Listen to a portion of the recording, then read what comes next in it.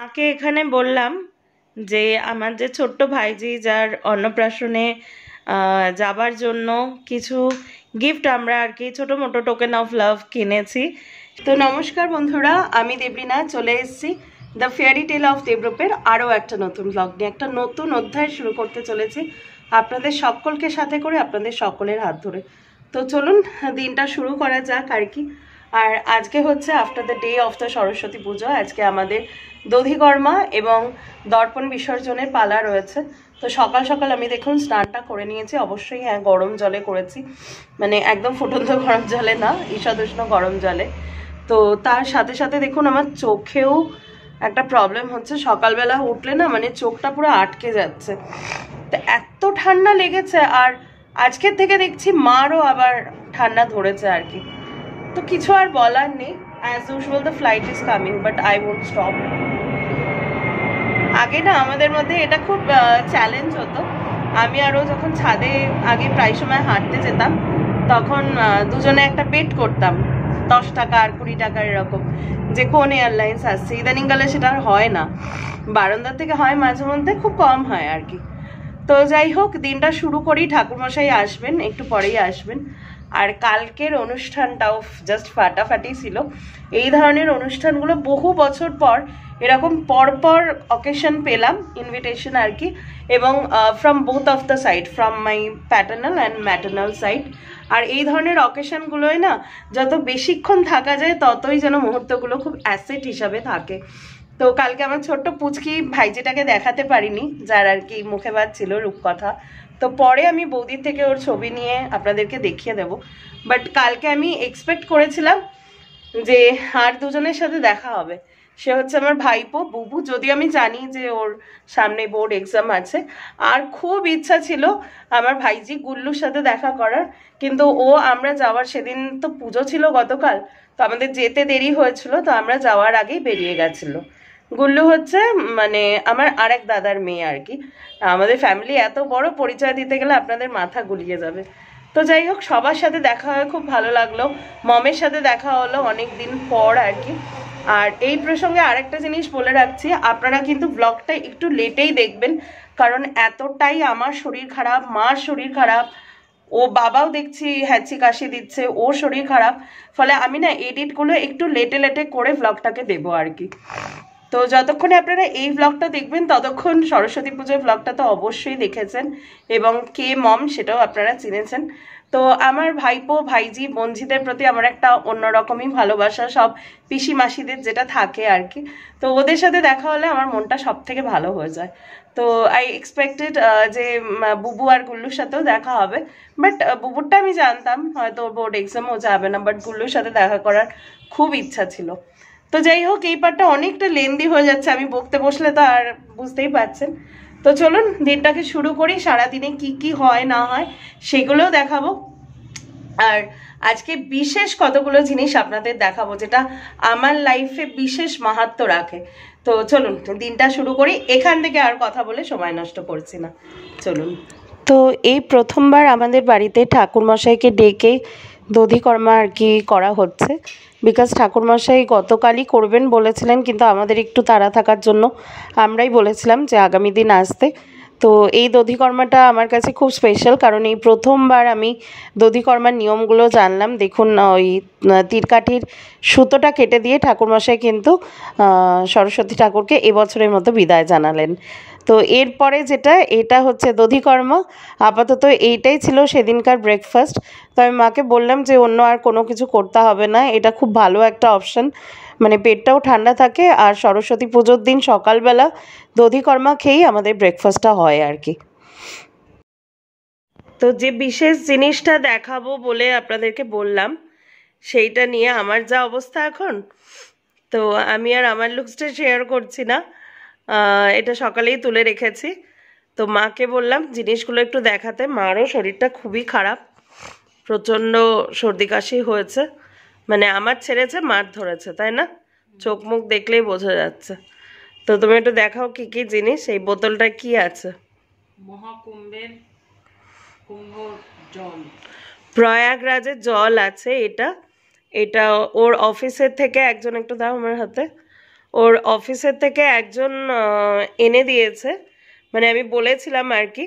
তো এটা ভাববেন না যে জাস্ট একটা জল ভরে দিল, সেটা ওরা ভিডিও পাঠিয়েছিল আমাকে, কিন্তু কিছু প্রাইভেসির জন্য আমি সে ভিডিওটা দেখাচ্ছি না যে ওখান থেকে জলটা ভরছে। এটা অরিজিনালি প্রয়াগরাজেরই জল।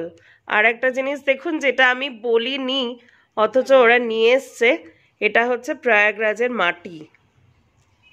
এই মাটিটা চিপলেই বোঝা যাচ্ছে এর মধ্যে বালি কতটা। ওরা গেছিল মৌনী অমাবস্যায় স্নান করেছে আমার হাজব্যান্ডের মানে অফিস থেকে। তো এই মাটি আর এই জলটা আমি আনতে বলেছিলাম, এনে দিয়েছে। দাঁড়াও। আর আজকে সকালবেলাতেই দেখুন এই বিশেষ জিনিসটা এসছে। এটা হচ্ছে মা তারার প্রসাদ। অ্যানিভার্সারিতে মা তারার কাছে পুজো দেওয়া হয়েছিল, সুরজদা পুজো দিয়ে দিয়েছিলেন। হ্যাঁ, এবছর বলছি, এইবার সুরজদা মনে করে 2টো সিঁদুরের প্যাকেট পাঠিয়ে দিয়েছেন। এক সেকেন্ড দাঁড়াও, এটা একটু দেখাও, এটা কি এসেছে আমিও এখন দেখছি। এটা জবা ফুল না চন্দ্রমল্লিকা? আচ্ছা, ফুল আর বেলপাতা, আর এখানে আছে হচ্ছে প্রসাদ। কি সুন্দর প্যাক করে ওনারা সেন্ড করে দেন। তো সিঁদুর দুটো তুলে রাখবো, এই সিঁদুরগুলো তুলে রাখবো মা, মাঝে মধ্যে আমাদের যে সিঁদুর ইউজ করি তার মধ্যে মিশিয়ে ইউজ করব। তো এই হচ্ছে সকালবেলা এসছে। আরও কিছু জিনিস আপনাদের সাথে শেয়ার করব একটু আস্তে আস্তে আর কি। তো মা আর বাবা দুজন মিলে ছাদে গেছিলো, এই আর কি বেলার দিকেই গেছিলো। তো মা ভিডিও করে নিয়ে এসছে। আমাদের টমেটো গাছে বেশ কিছু ফুল এসছে, টমেটো ধরবে আর কি। আর টমেটো গাছের গোড়ায় প্রচুর পালং শাক, যেগুলো বাবা লাগিয়েছে, মাঝে মধ্যেই তোলা হয়। আর ওই বড়ি দিয়ে পালং শাক, তারপরে আরও অনেক রকমের আইটেম আর কি, লাউ পালং মা করে। তো টাটকাটা খাওয়ার একটা মজাই আলাদা, আর টাটকাটা খাওয়ার উপকারিতাও কিন্তু আলাদা। যেহেতু বাবা সমস্ত অর্গানিক সার আর কি ইউজ করে, কোনো সেরকম কেমিক্যাল ইউজ করে না টুকটাক ছাড়া। তো সেই জন্য এগুলোর একটা টেস্ট অন্যরকম হয়, একদম গাছ থেকে তুলে মানে ফল বা সবজি টাটকা টাটকা রান্না করা, তার একটা অন্যরকম আমেজই থাকে।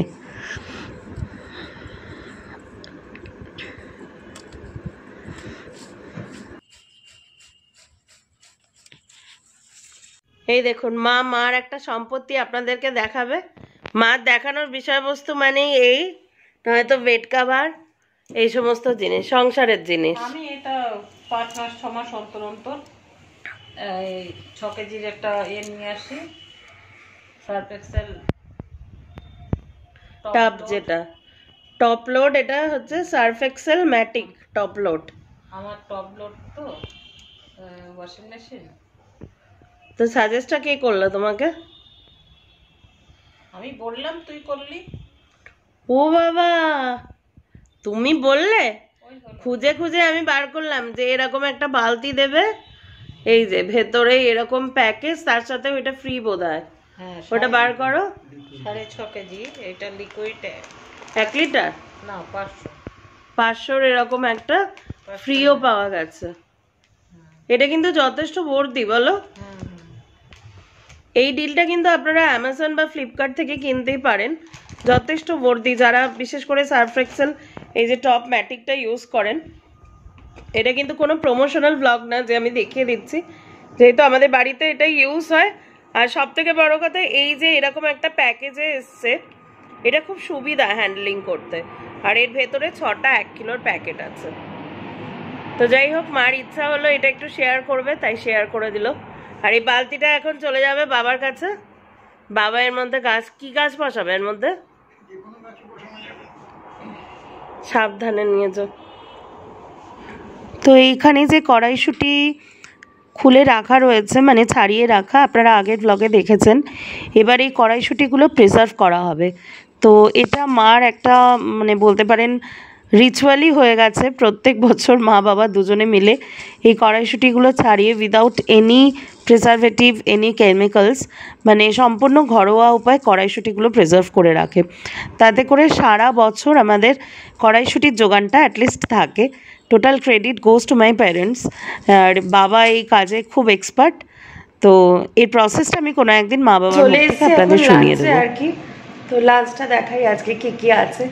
অনেকদিন পর আপনাদের সাথে সকালবেলা স্নানের পরেও আমার মাথায় গামছা দেখে আপনারা হয়তো অবাক হচ্ছেন, একদমই স্বাভাবিক। তার কারণ আমাকে আবার দ্বিতীয়বার স্নান করতে হয়েছিল। তার একটা ন্যাচারাল কারণই হচ্ছে আমি পাখির কাজ করি এবং পাখির কাজ করতে গিয়ে পাখির যে নোংরা যে জল সেটা আমার মাথায় পড়ে যায়। খাঁচাগুলো তো আপনারা দেখেছেনই, প্রায় মানে 3 তলা খাঁচা এক একটা।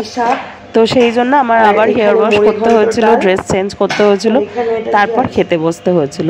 তো এটা যাতে কোনো ভুল মিনিং না হয় সেই জন্য আমি ক্লিয়ার করে দিলাম। আছে আলু ফুলকপি দিয়ে ভেটকি মাছ, আর এখানে আছে টমেটো চাটনি। তো এই হচ্ছে রান্না। আর তোমার খবর বলো, কেমন আছো তুমি? আমার আসল সময় আসছে, চোখ মুখ দেখেই বোঝা যাচ্ছে ছাড়বে না কাউকে মনে হচ্ছে। বাবাও কাশছে সকাল থেকে, আর আমি তো কথা বলতে গেলেই আমার কাছে আছে, মানে আমি রীতিমতো সেটাকে চাপিয়ে চাপিয়ে কথা বলছি। তো যাই হোক, খেয়ে নিই।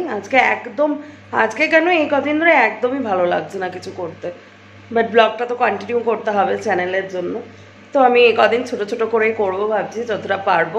আশা করি আপনারা মানে পরিস্থিতিটাকে বুঝতে পারবেন, সেই অনুযায়ী আমাকে সাপোর্ট করবেন। তো খেয়ে নিই, এখন দেরি হয়ে যাবে নয়তো।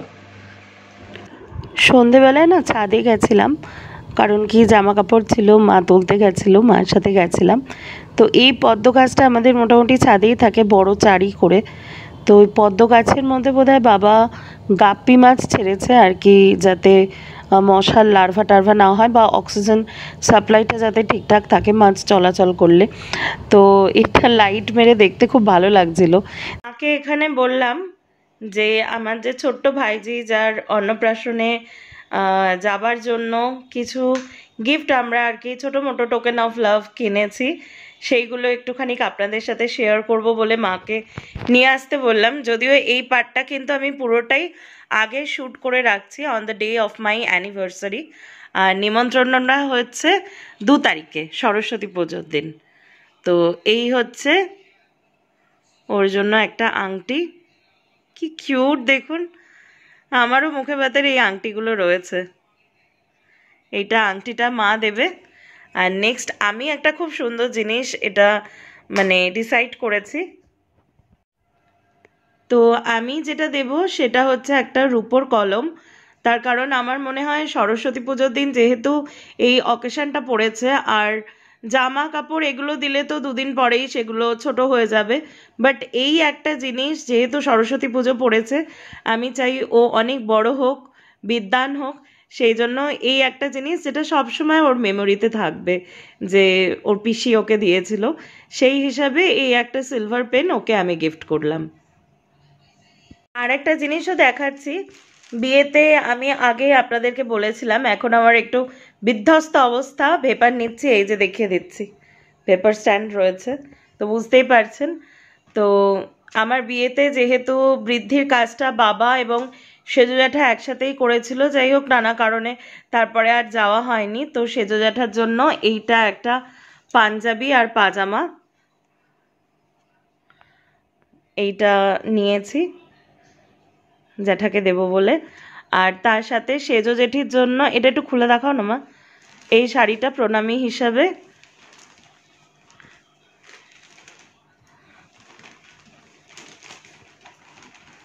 মা এটা আমার বিয়ের সময় কিনে রেখেছিল, কিন্তু তারপরে আর বিভিন্ন কারণে তারপরে করোনাও হলো, তো যাওয়া হয়নি। তো একবারে এটা সেজো জেঠিকে দিয়ে দেবো, খুব সুন্দর এটা। তো এই হচ্ছে টোটাল গিফট, এইটা আপনাদেরকে দেখিয়ে দিলাম। আশা করি আপনাদেরও গিফটগুলো দেখে ভালো লাগবে, আর পুচকিটারও এই ব্লগটা যখন বড় হয়ে দেখবে তখন ওরও এটা ভালো লাগবে।